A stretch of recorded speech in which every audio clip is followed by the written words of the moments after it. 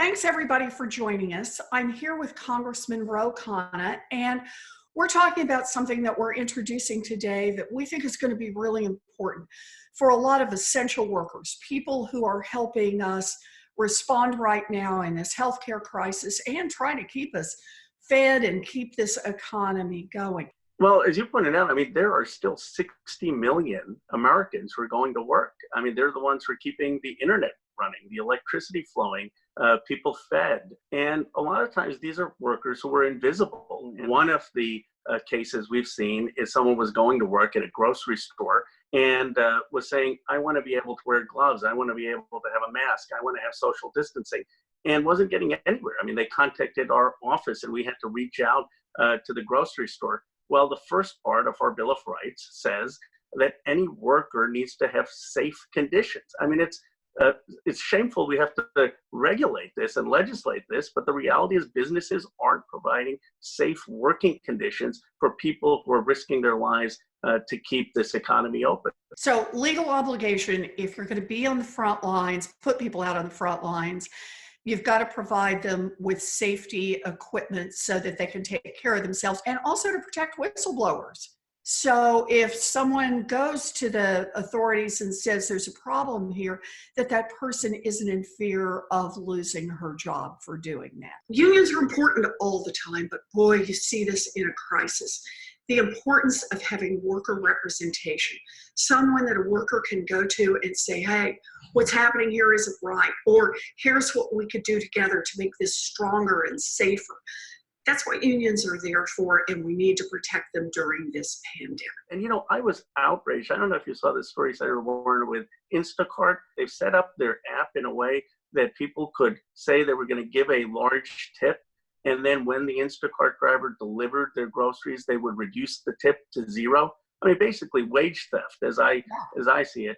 And so we need to make sure these people who are risking their lives to keep this economy going are getting hazard pay. They're getting some pay acknowledging their work. To me, that's free market. And one more part, making sure that people's medical expenses are covered. Absolutely. We're in a healthcare crisis.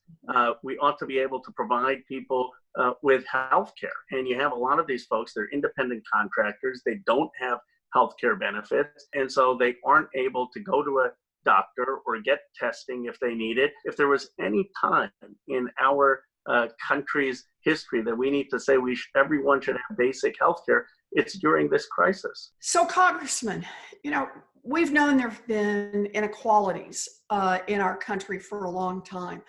But how do you see the impact of this crisis? Well, this crisis, unfortunately, has affected those people who don't have economic security the worst. First of all, it's created the greatest health risk for those who have to go in and do physical labor versus those who can work remotely. They are having a higher incidence of getting the disease. They're having less access to the proper health care. Second, they're the ones who are struggling with paying the rent. They're the ones who don't have the family leave provisions to be able to take care of their kids. Given how essential they are, why is it that they're not being compensated? Why are all of the gains just going to a very few? And so I think this crisis has really highlighted that. Mm-hmm. For a long time, I've talked about how the economy works best when everybody gets a chance, because you have more demand in the economy when you grow the economy from the grassroots up. Why that is so powerfully important to keep the economy working for everyone. This crisis has highlighted how unequal pay and opportunities are for so many Americans.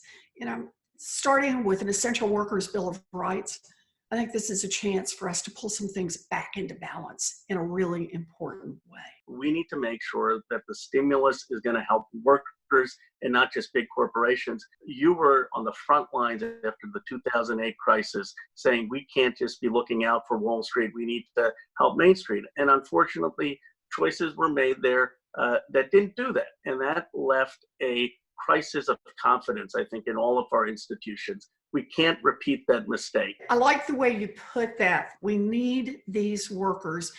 And it's about the first parts of how we're going to help rebuild this economy as we come out of it. The best way to do that is to support our essential workers.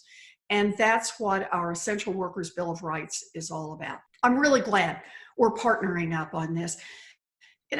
This is going to be a long road ahead of us. I know it's going to be tough. We're not going to come out of this crisis in just a matter of days, but this is a chance for us to understand the people that we're depending on to help keep us safe during this time and to help us rebuild this economy. For everybody who's watching this, thank you. Thanks for being part of this fight. Stay with us and be safe out there. Thanks, Ro. Great seeing you. Thanks for doing this. Great. Let's stay after it. Awesome. All right. Take care.